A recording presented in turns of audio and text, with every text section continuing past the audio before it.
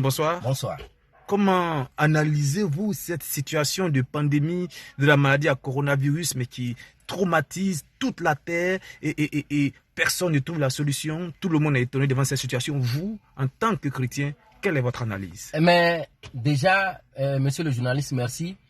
On se rend compte que c'est la psychose totale, la peur. Mais ce qui m'étonne encore, c'est que nous regardons sur la planète, même les îles, les pays qui sont au fin fond de la mer sont touchés. Donc c'est un truc mondial et qui n'épargne aucune nation.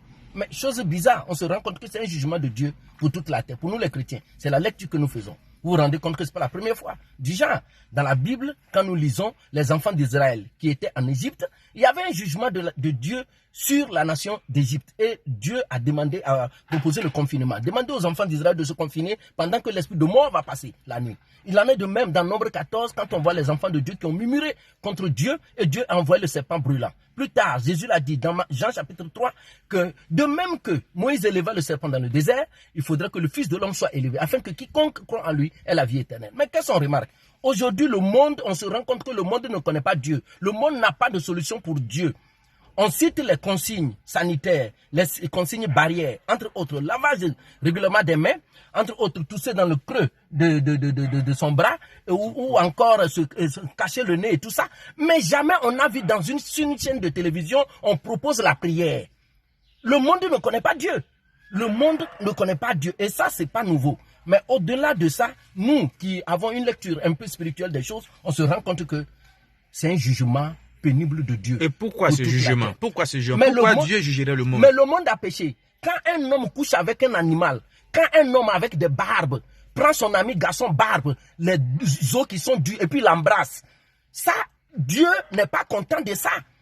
Quand le monde entier encourage comment on appelle, la pédophilie, encourage l'homosexualité et décourage la polygamie, vous voyez, le monde entier, le blanc a réussi à nous dire que la polygamie est mauvaise, mais la pédophilie est bien.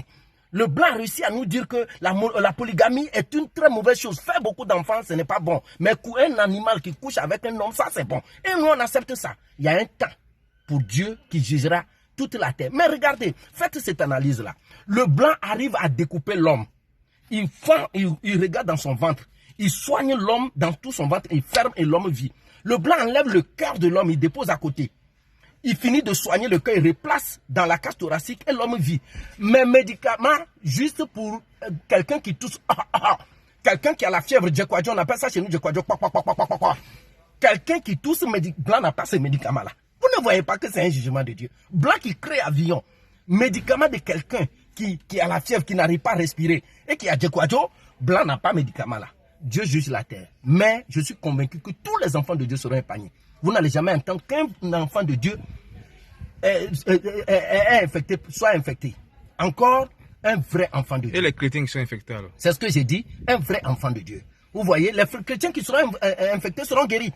Regardez bien, seront guéris. C'est l'année de même. Ça a été comme ça dans toute la Bible, ça a été comme ça. Même quand le jugement de Dieu vient, les enfants de Dieu qui sont touchés par ce jugement sont automatiquement sauvés parce qu'ils regardent à la croix. Merci, M. Lapson. Merci.